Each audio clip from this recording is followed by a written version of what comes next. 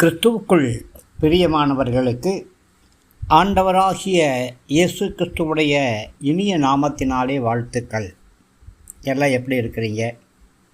இந்த நாளின் காலை வேளையிலே ஏசாயாவுடைய தீர்க்கதரிசன புஸ்தகம் 43ஆம் அதிகாரம் முதல் வசனத்தை நாம் தியானிக்கிறோம். இப்போதும் யாக்கோபே உன்னை சிருஷ்டித்தவரும் இஸ்ரவேலே உன்னை உருவாக்கினருமாகிய கர்த்தர் சொல்கிறதாவது, பயப்படாதே, உன்னை மீட்டுக்கொண்டேன், உன்னை பெயர் சொல்லி அழைத்தேன், நீ என்னுடையவன். பிரியமானவர்களே, இந்த வசனத்திலே ஆண்டவர் நம்மோடு வைத்திருக்கிற ஈடு இணையில்லாத அன்பு, பாசம், பரிவு, ஆண்டவரோடு நமக்கு இருக்கிற தொடர்பு, இவைகளை குறித்து நாம் தியானிக்கிறோம். பிரியமானவர்களே, ஆண்டவராகிய கர்த்தர்தான் நம்மை சிருஷ்டித்தவர். அவர் நம்முடைய மீட்பர். அவர்தான் நம்முடைய இரட்சகர். அவர்தான் நம்முடைய ராஜா. கர்த்தர்தான் நம்முடைய பாதுகாவலர். கர்த்தர்தான் நம்மை நேசிக்கிறவர். கர்த்தர்தான் உடைந்த உறவுகளை ஒன்றாய் இணைத்து நேசிக்கிறவர். பிரியமானவர்களே, கர்த்தர் மாத்திரமே நம்மை மன்னிக்கிறவர். பல வேளைகளிலே நாம் தேவனுடைய வார்த்தைகளுக்கு கீழ்ப்படியாமல் ஆவிக்குரிய வாழ்க்கையிலே தோல்வியடைந்தாலும் ஆண்டவராகிய கர்த்தர் தயவாக அதை மன்னித்து நம்மை விட்டு விலகாமல் இருக்கிறவர். பிரியமானவர்களே, நமது பக்கத்திலே கர்த்தர் நம்மை சாட்சிகளாக வைத்திருக்கிறார். நாம் தேவனை மகிமைப்படுத்தக்கூடியவர்களாக நாம் இருக்க வேண்டும் என்று தேவன் விரும்புகிறார். அவர் நம்முடைய தேவன். அவரே நம்முடைய இரட்சகர். இதுதான் இந்த வார்த்தையின் வழியாக கர்த்தர் நமக்கு சொல்லக்கூடிய காரியம். ஆம், கர்த்தர் சொல்கிறது, பயப்படாதே என்று சொல்கிறார். நான் தான் உன்னை உருவாக்கினேன் என்று சொல்கிறார். நான் தான் ஒரு சிறப்பான நோக்கத்துக்காக உருவாக்கினேன், விசேஷித்த திட்டத்திற்காக நீ உருவாக்கப்பட்டாய் என்று கர்த்தர் சொல்கிறார். நான் தான் உன்னை மீட்டுக்கொண்டேன். கல்வாரி சிலுவையின் இரத்தத்தினாலே ஆண்டவராகிய கர்த்தர் உங்களை மீட்டு கொண்டிருக்கிறார். மாத்திரமல்ல, தாயின் கர்ப்பத்தில் உருவான நாள் முதலாக கர்த்தர் உங்களை தெரிந்து அழைத்து வேறு விரித்து அபிஷேகித்து தன்னுடைய மகனாக தன்னுடைய மகளாக வைத்திருக்கிறார். அதனாலே பயப்பட வேண்டிய அவசியம் இல்லை. எதற்கும் கவலைப்பட வேண்டிய அவசியமும் இல்லை. கர்த்தர்தான் நம்மோடு கூட இருக்கிறார். நம்மை மீட்கும் பொருளாக சொந்த குமாரனாகிய இயேசு கிறிஸ்துவையே கல்வாரி சிலுவையிலே அர்ப்பணித்திருக்கிறார்.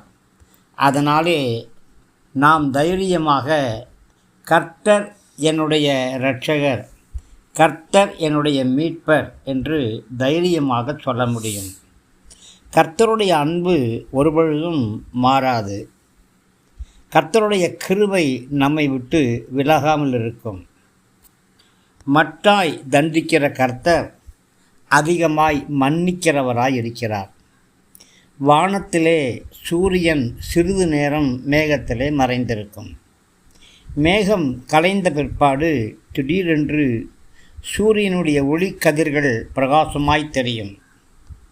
மேக மூட்டத்தோடு இருந்தது இப்போது பிரகாசமாய் தெளிவாக தெரிகிறது.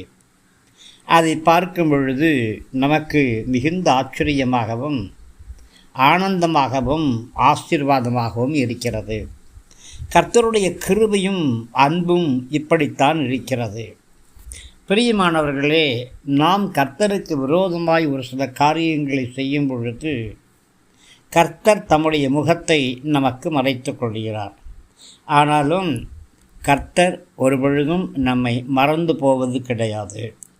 அவர் நம்மை கைவிடுவதும் கிடையாது. மறுபடியுமாக தம்முடைய முகத்தை நமக்கு காண்பிக்கிறார். பிரியமானவர்களே, கர்த்தர் சொல்லக்கூடிய இந்த வார்த்தையானது நமக்கு ஒரு ஆறுதலை தரக்கூடியதாக இருக்கிறது, ஆனந்தத்தை கொடுக்கக்கூடியதாக இருக்கிறது. நாம் எப்பொழுதுமே ஆண்டவருடைய ஆவிக்குரிய வித்துகளாய் இருக்கிறோம். நாம் இஸ்ரவேலரைப் போல ஜெபிக்கிறவர்களாய் இருக்கிறோம்.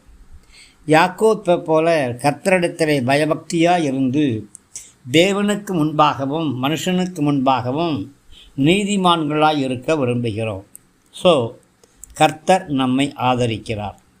கர்த்தர் நம்மேல் கருசனையோடு இருக்கிறார். ஆம், பாவத்தின் சம்பளம் மரணம். கர்த்தரிடத்திலிருந்து ஆக்சுவலாக நமக்கு மரணம்தான் வரணும். ஆனால் கர்த்தர் நம்மிடத்திலே அன்பு கூர்ந்து நமக்காக தன்னுடைய சொந்த குமாரனாய் இயேசு கிறிஸ்துவை கல்வாரி சிலுவையிலே நமக்கு பதில் ஆளாக அர்ப்பணித்தார். அதனாலே தான் இன்று நாம் தைரியமாக இருக்கிறோம். எபேசியர் 2:10 நற்கிரியைகளை செய்கிறதுக்கு நாம் கிறிஸ்து இயேசுவுக்குள் சிருஷ்டிக்கப்பட்டு தேவனுடைய செய்கைகளாக இருக்கிறோம். அவைகளில் நாம் நடக்கும்படி அவர் முன்னதாக அவைகளை ஆயத்தம் பண்ணி இருக்கிறார் என்று வேதம் சொல்கிறது. பிரியமானவர்களே, கர்த்தர் நம்மை சிருஷ்டித்தது மாத்திரமல்ல, நமக்கு ஜீவனையும் கொடுத்திருக்கிறார். ஒரு ஜனக்கூட்டமாக நம்மை உருவாக்கியிருக்கிறார். நமக்கென்று ஒரு பரம கானான் தேசத்தை ஆயத்தம் பண்ணி இருக்கிறார். கர்த்தர் நம்மோடு சொந்த குமாரனாய் இயேசு கிறிஸ்துவுடைய திரு இரத்தத்தினாலே உடன்படிக்கை செய்து தம்முடைய அன்பை கர்த்தர் உறுதிப்படுத்தி இருக்கிறார். ஆம், இதற்காக நாம் கர்த்தருக்கு ஸ்தோத்திரம் செலுத்த வேண்டும். நாம் கர்த்தராலே கிரயத்துக்கு வாங்கப்பட்டவர்கள். கர்த்தர் நம்முடைய மீட்பராக இருக்கிறார். அடிமைத்தனத்திலிருந்து, சத்ருவின் சகல வல்லமைகளிலிருந்து, சதிநாச மோசங்களிலிருந்து, சாபங்களிலிருந்து, ரோகங்களிலிருந்து தன் சொந்த குமாரனாகிய இயேசு கிறிஸ்துவுடைய திரு இரத்தத்தினாலே கர்த்தர் நம்மை மீட்டிருக்கிறார். மாத்திரமல்ல, நம்முடைய வாழ்க்கையிலே உண்டாகக்கூடிய எல்லா நெருக்கங்களிலிருந்தும் இடுக்கங்களிலிருந்தும் கர்த்தர் நம்மை மீட்டிருக்கிறார். இவைகள் எல்லாவற்றுக்கும் ஒரே ஒரு காரணம்தான் உண்டு.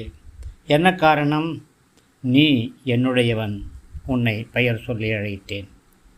ஆம், நாம் தைரியமாக சொல்ல முடியும், என்னுடைய பெயரை கர்த்தர் அறிவார், என் சூழ்நிலைகளை கர்த்தர் அறிவார், என் நெருக்கங்களை கர்த்தர் அறிவார், என் வியாதிகளை படுக்கைகளை கர்த்தர் அறிவார், என் வேதனைகளை கர்த்தர் அறிவார். நான் எப்படி எந்த சூழ்நிலையில் இருந்தாலும் நான் கர்த்தருடைய மகன், நான் கர்த்தருடைய மகள். கர்த்தர் என்னை பெயர் சொல்லி அழைத்திருக்கிறார். கர்த்தரே என்னை உருவாக்கி இருக்கிறார். அதனாலே நான் பயப்பட வேண்டிய அவசியமே இல்லை என்று சொல்லி கர்த்தருடைய நாமத்தை மகிமைப்படுத்துங்கள். தேவ கிருபையும் தேவ சமாதானமும் தேவ அன்பும் தேவ ஆசீர்வாதமும் எப்பொழுதும் உங்களோடு கூட இருக்கட்டும். ஆமேன், ஆமேன்.